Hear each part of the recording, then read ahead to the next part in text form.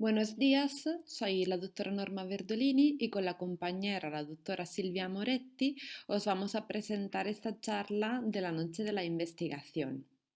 El título de nuestra charla es Prevención en salud mental, pone en forma tu cerebro.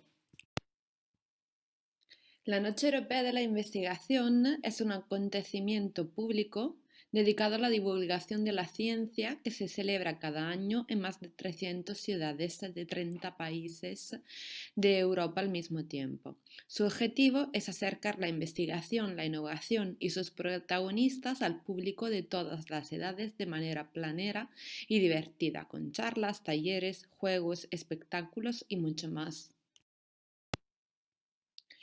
Según datos epidemiológicos, alrededor de un 18% de la población española padece al menos una enfermedad mental. Los trastornos mentales se asocian a un sufrimiento importante tanto para la persona afectada como para su entorno. Además, las personas con enfermedades mentales presentan a menudo dificultades para llevar una vida plena a nivel social y laboral. 5 tipos de enfermedades mentales aparecen entre las 20 principales causas de carga global de enfermedad, o sea, depresión mayor, trastornos de ansiedad, esquizofrenia, distimia y trastorno bipolar. Por esto es importante saber por qué desarrollamos enfermedades mentales. Esta diapositiva representa la vida de una persona. Cada etapa vital tiene unos hitos. Por ejemplo, en la adolescencia uno aprende a establecer relaciones con los amigos. En la juventud se finalizan los estudios y se empiezan a tener parejas estables. La edad adulta es un periodo de estabilización, de consolidarse a nivel laboral, formar una familia. Por último, llega la tercera edad o la vejez, donde todos aspiramos a llegar lo más sanos posibles, tanto a nivel físico como mental. Sin embargo, las enfermedades mentales suelen aparecer en un periodo delicado, entre la adolescencia y la juventud. La vida de la persona puede verse truncada por la enfermedad mental y en muchos casos la enfermedad impide que acabe los estudios, se incorpore al mundo laboral o tenga una familia propia. Además, la enfermedad mental a menudo se asocia a un envejecimiento precoz. Tanto el cuerpo como el cerebro envejecen antes y se reduce la esperanza de vida. De ahí la importancia de poder actuar lo antes posible para prevenir que la enfermedad tenga estas consecuencias negativas en la vida de la persona. Para poder prevenir, debemos conocer qué factores se asocian a la aparición de una enfermedad mental y qué podemos hacer para prevenir este envejecimiento precoz. Los trastornos mentales presentan causas multifactoriales. En estos casos se cree que se produce una herencia multifactorial, lo que indica que son producidos por factores múltiples tanto genéticos como en muchos casos ambientales. La herencia multifactorial se define como la herencia por combinación de factores genéticos y, en muchos casos, también factores no genéticos, y cada uno de ellos únicamente con un efecto relativamente pequeño. Además, estos factores pueden generar un efecto en las diferentes etapas del desarrollo de una persona. El componente genético evidentemente actúa incluso antes del nacimiento. Además, otros factores, por ejemplo, infecciones maternas, pueden generar un problema evidente ya en el embarazo o al nacer. Otros factores ambientales, en cambio, pueden intervenir en la adolescencia y hasta los 20 años, cuando generalmente se empiezan a desarrollar los primeros síntomas de la enfermedad. Sin embargo, hay enfermedades psiquiátricas que pueden desarrollarse más pronto en la infancia de un paciente o incluso mucho más tarde, hasta la edad adulta. Hablando de las causas de un trastorno psiquiátrico, del por qué se desarrolla, seguramente es importante considerar el componente genético. Los trastornos mentales tienen diferentes grados de heredabilidad, siendo la variación genética patógena uno de los principales factores de riesgo. A pesar de los grandes avances en ciencia en general y en genética en particular, aún no se conocen las bases genéticas precisas de la mayor parte de los trastornos mentales. No obstante, muchos de ellos parecen tener un carácter genético, los cuales, seguramente con el avance en investigación en este campo, tendrán una etiología localizada en un futuro. Por ejemplo, en esta tabla podéis ver unos genes que se consideran importantes en trastorno bipolar. Sin embargo, el efecto que tienen es bastante pequeño. De manera similar, aunque hay factores ambientales que son importantes y parecen aumentar el riesgo de que aparezca un trastorno, no se ha demostrado que sean suficientes para explicar la aparición por sí solos. Entre estos factores se incluyen factores del entorno prenatal, por ejemplo, pobre nutrición, exposición a drogas o toxinas e infecciones maternas, complicaciones del parto, por ejemplo, parto pretérmino o trauma cerebral, riesgos sociales, por ejemplo, pobreza, urbanicidad, inmigración y aislamiento social, traumas como negligencia de los padres, abuso emocional, sexual o bullying y acontecimientos vitales estresantes. Pero sobre todo se le da importancia al tema del abuso de drogas. Con el objetivo de realizar una intervención primaria, o sea, que actúe antes que se desarrolle la enfermedad, se han desarrollado muchas intervenciones efectivas, especialmente en niños y adolescentes. Sus elementos centrales incluyen mejorar las habilidades de competencia social y emocional y promover la autoeficacia, la adaptabilidad y la conexión social en los jóvenes, así como fomentar la crianza positiva y facilitar la comunicación familiar y la resolución de problemas. Por ejemplo, en los niños expuestos a factores de riesgo como bajo peso al nacer o acoso, un entorno familiar positivo aumenta la adaptación a estos factores de riesgo. También, en el caso de bullying, las intervenciones familiares y otras estrategias para promover la resiliencia individual podrían ser útiles para mejorar los resultados en las personas que ya han sido víctimas. La investigación prodrómica puede informar la prevención secundaria y ayudar a identificar a los niños con indicadores clínicos tempranos del trastorno. Un pródromo es un término médico que significa un síntoma premonitorio o precursor, un síntoma que indica la aparición de una enfermedad. El síntoma prodrómico está conectado con la enfermedad a través de alguna vía fisiológica, conocida o desconocida. Señala su fase temprana, aunque generalmente no es una característica destacada o definitoria del trastorno o enfermedad, y típicamente representa un cambio en el funcionamiento de la persona. Sin embargo, no existe una regla única en cuanto al lapso de tiempo entre los síntomas prodrómicos y la enfermedad. Finalmente, vale la pena enfatizar que un pródromo solo puede definirse retrospectivamente. Dado que existe una fuerte evidencia de que el episodio índice está frecuentemente precedido por otros síntomas afectivos o no afectivos, los estudios longitudinales han tratado de desentrañar si algunas de estas condiciones pueden considerarse como síntomas tempranos y ayudar a predecir la aparición futura de trastornos mentales. Y esto es básicamente lo que estamos haciendo nosotros con nuestros estudios en IDIVAPS. A lo largo de los últimos años se han descubierto biomarcadores de la fase más temprana de enfermedad, que podrían ser de ayuda, por ejemplo, para pensar en intervenciones tempranas. Por ejemplo, en neuroimagen se ha demostrado que la vulnerabilidad a la psicosis se asocia con disminuciones constantes de materia gris en diferentes áreas cerebrales, por ejemplo, las áreas prefrontales que se encuentran en la parte, decimos, más anterior del cerebro y temporolímbica, o sea, en la parte más profunda del cerebro. Por esto pensamos que con el objetivo de intervenir en las fases más tempranas de la enfermedad o incluso antes que se desarrolle la enfermedad, que podría ser importante intervenir en diferentes aspectos. Y dos aspectos que queremos describir hoy son la resiliencia y la reserva cognitiva.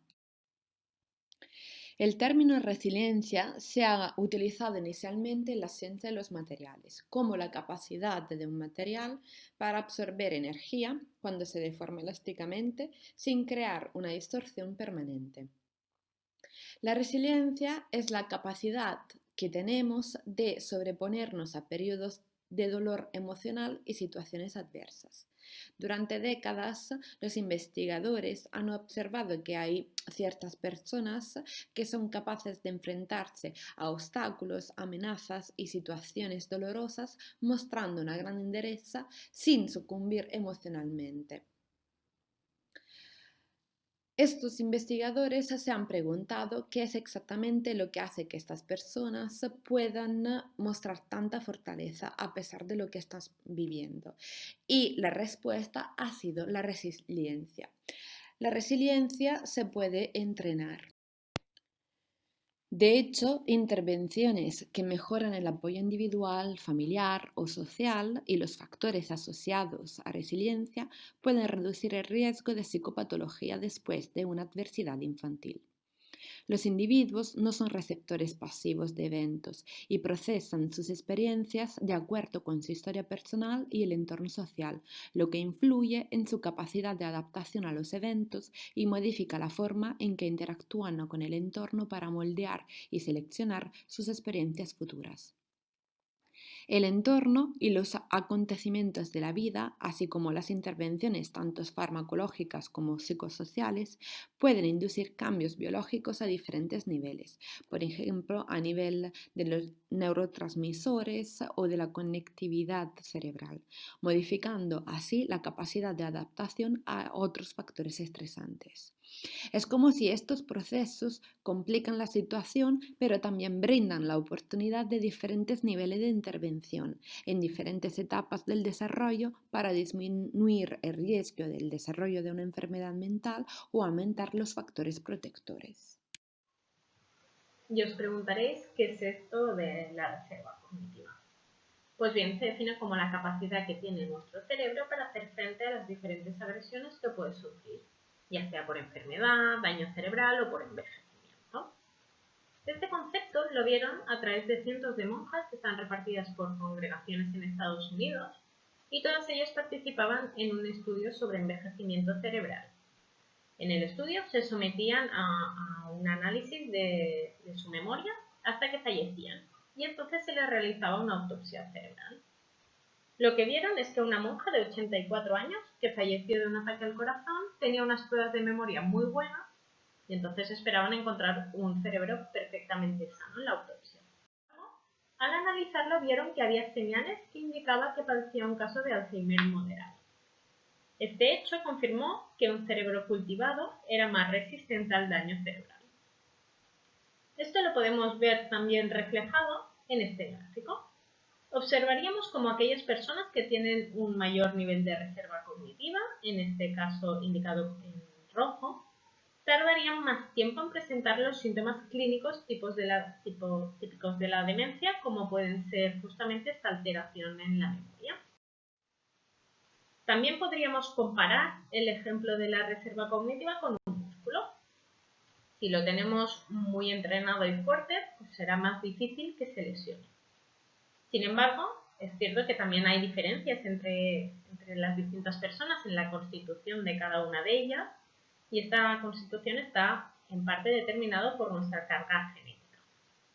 La reserva cognitiva sí que es verdad que tiene una parte genética que no podemos modificar, pero también hay una parte muy importante que depende de nosotros.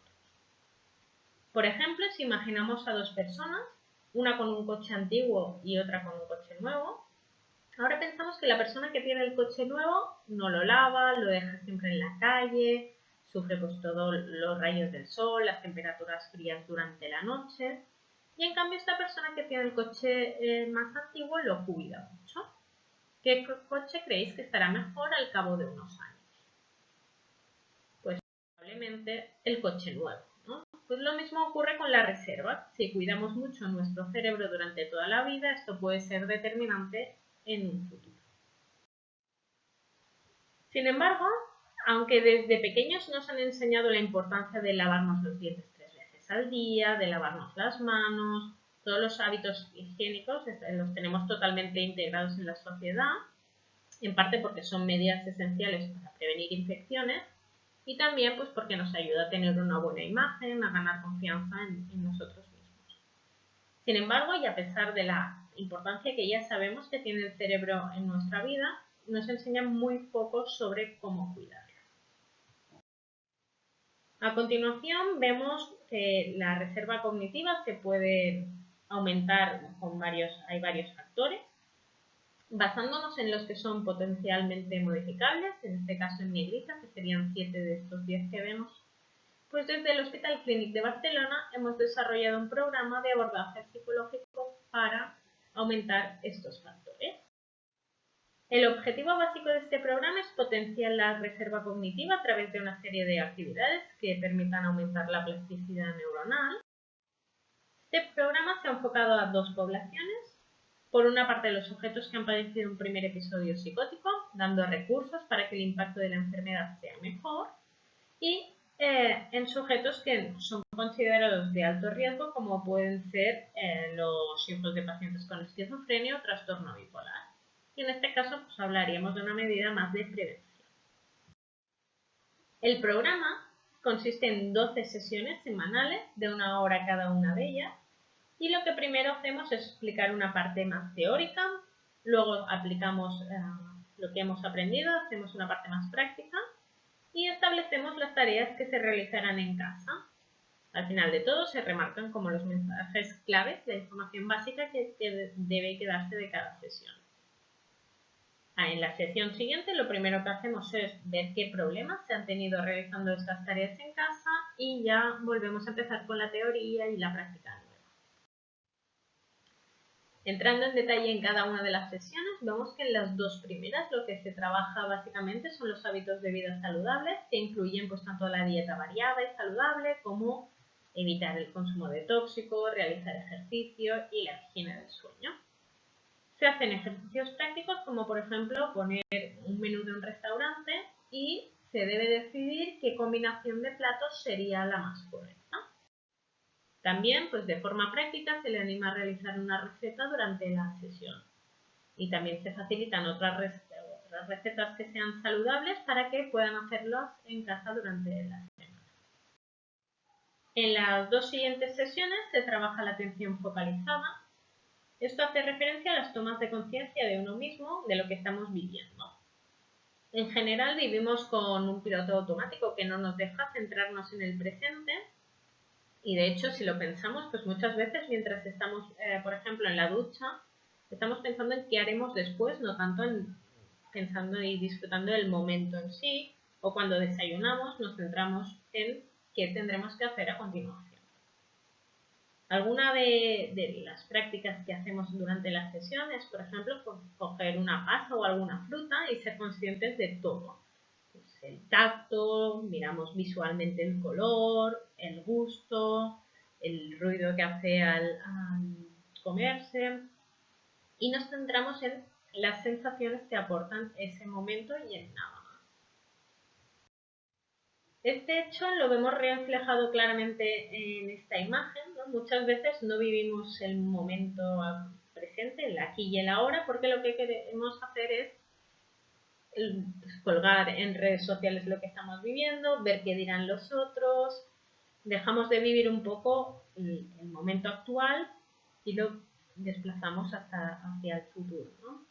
En esta imagen veríamos que esta señora sería la única que realmente está disfrutando del espectáculo sin más. En las sesiones 5 y 6 lo que hacemos es fomentar el ejercicio físico o tareas que resulten placenteras. También se trabaja el ser conscientes de la cantidad de tiempo que se dedica a las pantallas y lo que esto reduce la cantidad de tiempo disponible para realizar otras actividades de ocio o al aire libre.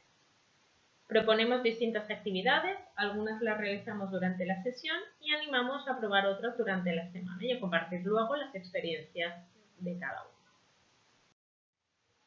En la sesión 7 se centra básicamente en las actividades académicas o educativas. Se explica la importancia de tener un hábito de estudio, de organizar el material, la agenda. Y en aquellas personas que no estudian, pues se remarca más la importancia de la organización del día a día para llegar a todo lo que nos vamos proponiendo.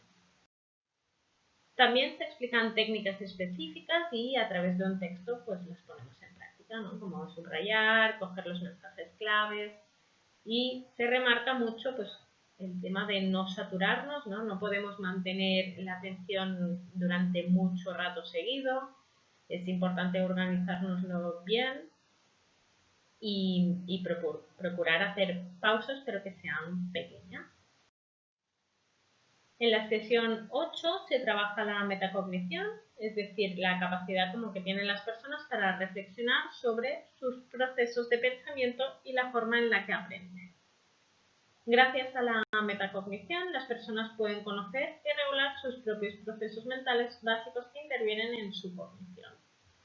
Entonces, por ejemplo, para trabajar el salto a las conclusiones, se muestra al principio la parte final de una historia y se proponen opciones para ver qué está pasando.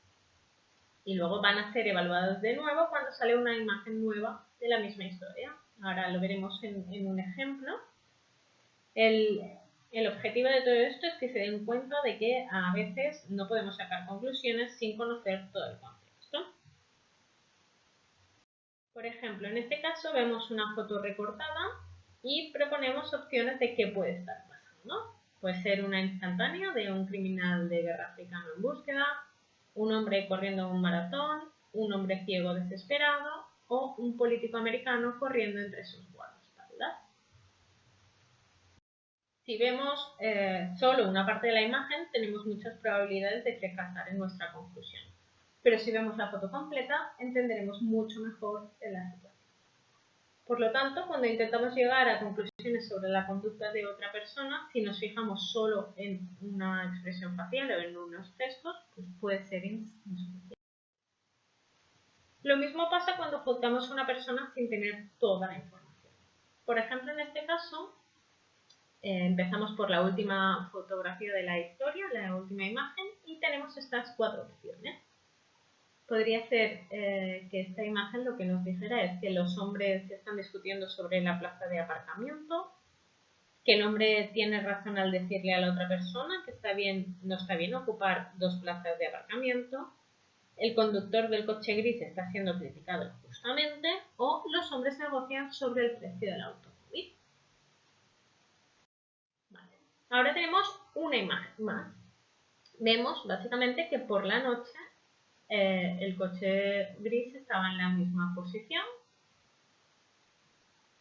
Ahora vemos la primera imagen de la historia. Vemos como el coche gris no tenía otro sitio para aparcar el coche. Entonces, al ver la historia en completo, podemos determinar que probablemente la opción sería correcta sería la tercera. Si nos hubiéramos quedado solo con el final de la historia, probablemente estaríamos hablando que la sensación que tendríamos es que el coche gris no ha aparcado de forma correcta.